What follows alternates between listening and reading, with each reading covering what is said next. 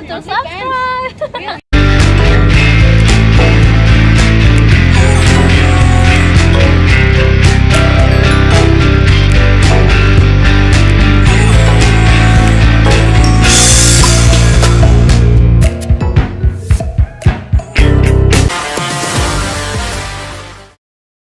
Alright, here is a controversial one. 3 rules that all players break and 3 things that all players do that you are not doing that gives them an unfair advantage over you in the sexual marketplace.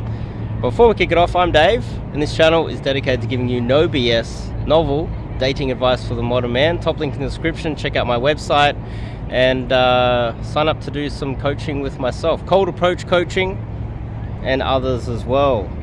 Now, we need to premise this controversial topic with the fact that this is in a first world Western society that these rules are being broken.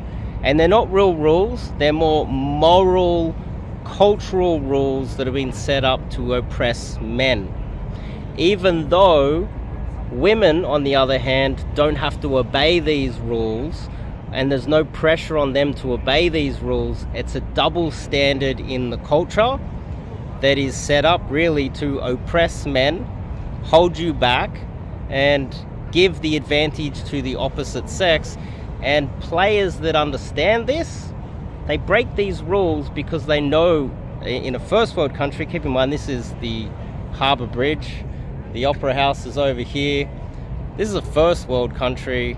This is a Western society. It's a feminized society where the political system is quite rigged. So we need to premise that and understand that if you are one of those men that have been brainwashed, you might get angry at this video. You're still living under the rigged system that is not really helping you at all. I need to premise that. So one rule that a lot of those guys break, and something that they do that you are not probably doing at the moment, is that they have a constant flow of women coming into their lives. Now, they have a constant flow of opportunities, and usually the players in Western society, they have generally one strategy. That's one simplistic strategy. Let's just say they go to nightclubs all the time and they've developed a skill around meeting women in nightclubs, and they have a constant flow, constant supply, constant amount of leads coming in that they utilize. Now, obviously, hitting the nightclubs is one advantage. There's downsides. You could become an alcoholic and end up with brain damage, end up having alcohol addiction or drug addiction, etc. There's problems associated with that. There's also a lot of players, and I spoke to one recently who's in his late 20s, early 30s, like 30 years old, who works full-time. He works in construction, and he's very successful online. Just has that look.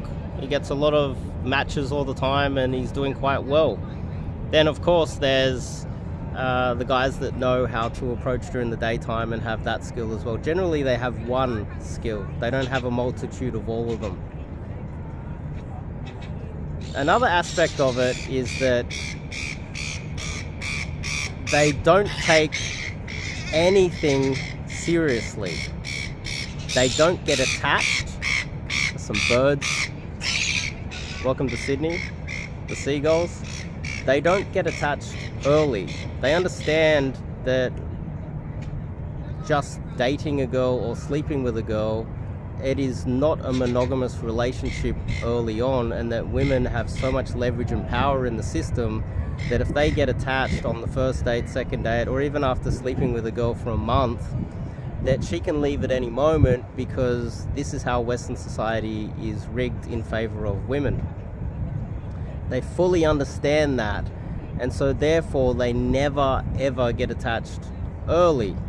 They have other things going on in their lives. They, for an example, have a full-time job, and often have this feeling that if they were to date a girl and take it seriously too early, it would conflict with their career and their job. So that's also definitely a factor as well. The third aspect of it is, for instance, the online dating guy that I told you about. If you met him in real life, you would never suspect that he was a player. So the other aspect of one is that they're never who you expect. They're never really that guy that you think is tall, handsome, charismatic guy. It's never really the guy that you expect. This is almost across the board. There are some guys that you would suspect, but this is why sometimes with high status guys, you will, Arnold Schwarzenegger as an example, when he was outed as a bit of a playboy and he had multiple children scattered all over the place, people were a little bit shocked because he seemed like such a nice guy and he's not allowed to be a player. This is something that is quite often the case. 2, they believe in equality. Okay, now equality is having the ability to think critically and understand that the game is now heavily rigged in favor of women, especially in Western society. So a player fully understands that the game is rigged and that he is at a massive disadvantage. So he will use all avenues, all ways to cheat the system that women would themselves. Keep in mind, the paternity fraud percentage in Western society is approximately 30%. Look it up. And that's not testing all of the children. Let's just say we went and tested every single child in, say, Australia to check if the father is really the biological father of the kids that he's raising. Might even be 50%, who knows? But this is the hidden secret of the West, is that paternity fraud is out of control. Players understand all of these stats. They understand that the system and the political system is rigged and that women lie. The classic mystery, who lies more, men or women? Women lie so much more. They take advantage of all political aspects that they possibly can to rig it in their favor. And players know that they have to play it on a level playing field, which means that they need to use all of the same deceitful tactics that women do. I know it's controversial. I know a lot of you guys will be like, oh, paternity fraud is only one statistic of so many that I could bring up right now, but this isn't a statistics video, is it? This is a, what do players do that you are not currently doing yourself?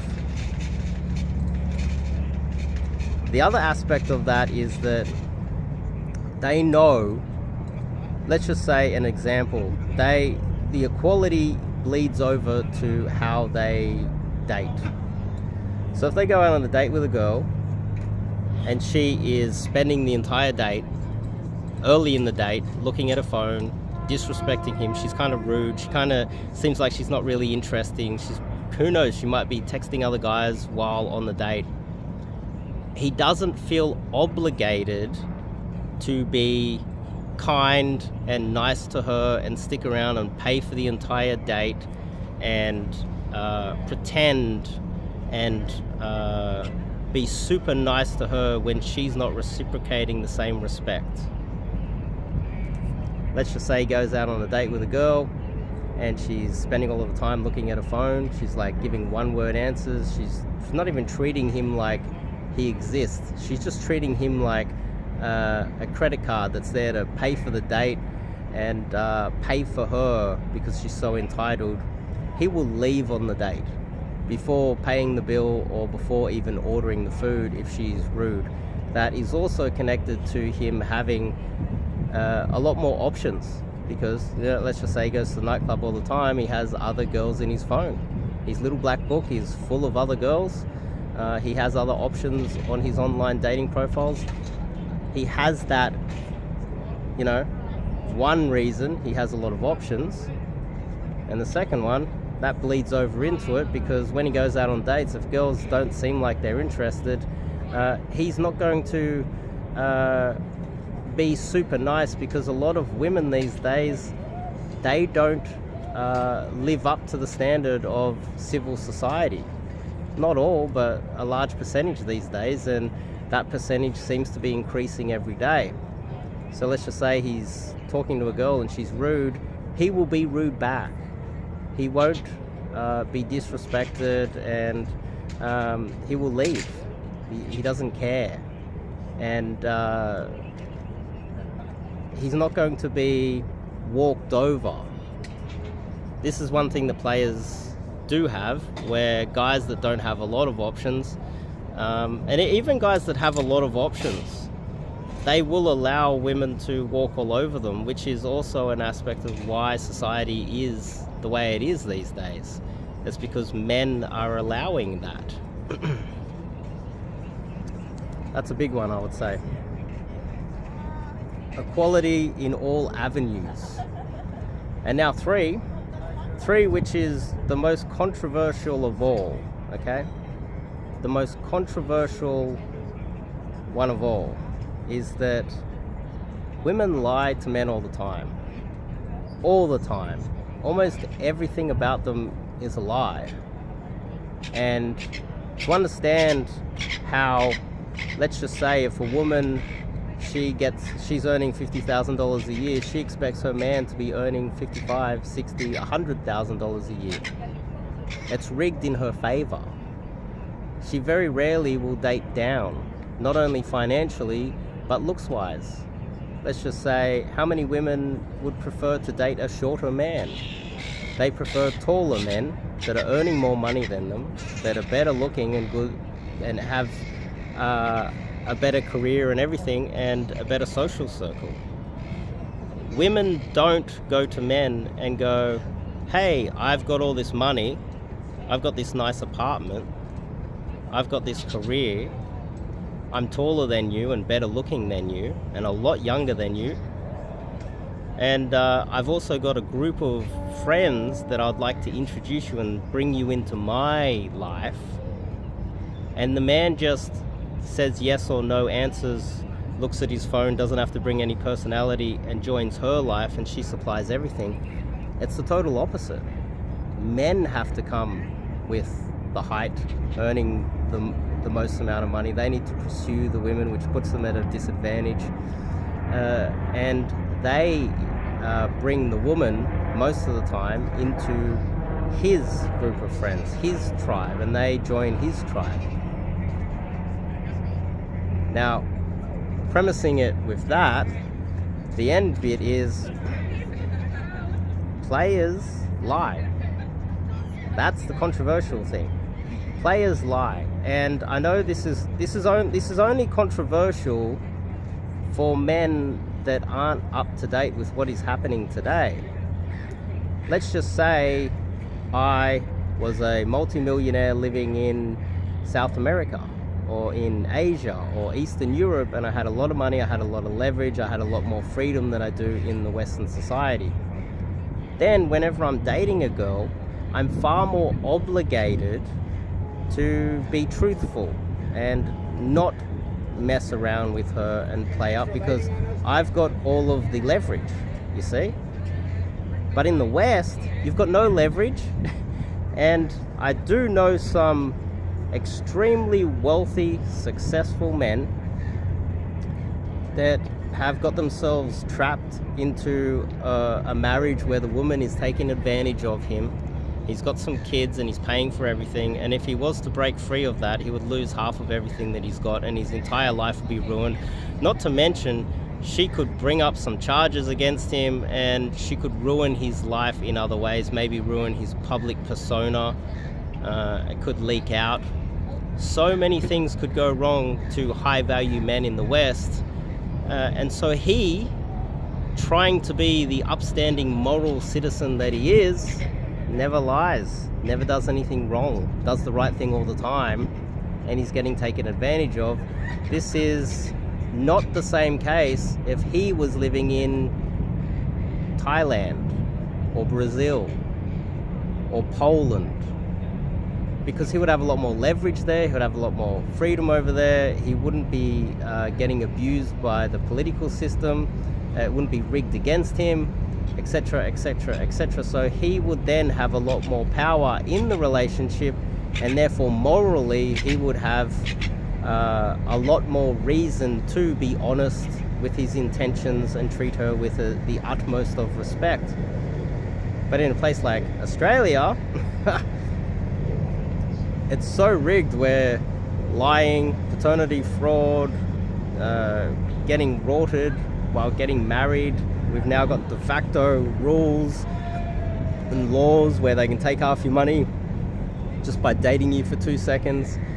We've got all of these political things set up that are massively put the men at such a huge disadvantage that players understand that.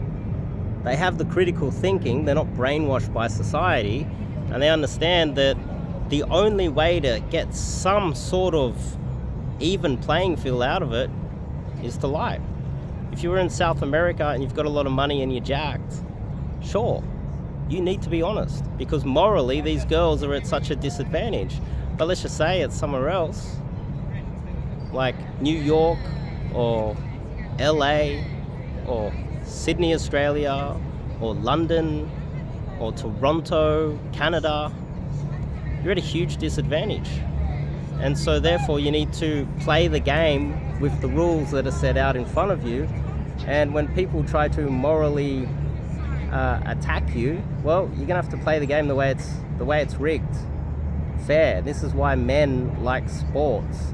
This is why men like having a referee. This is why men like playing sports where there's an audience, a referee, and if the audience and the referee get everything wrong, then they have the video replay, because men want everything to be fair. But when it comes to dating, the system is rigged. It just is rigged. It's unfairly rigged in favor of women, to the point where it is detrimental to the lives of the men. And players know this, and they try to even up the playing field as much as they possibly can. So these are three, I would say, controversial topics. Three things that might be controversial, I'm not exactly sure. But anyway, check out the top link in the description. Check out the website, sign up to do some coaching. I teach those three avenues so that you can have a constant flow of women coming into your life, 1. 2, I teach you a lot of inner sort of masculine traits that avoid you becoming bitter in the dating market. And I red pill the hell out of you. This advice is something that I would keep for my students and clients, and probably not okay to be putting it on YouTube. Sign up if you want to learn some of those things. I'll see you guys in the next video.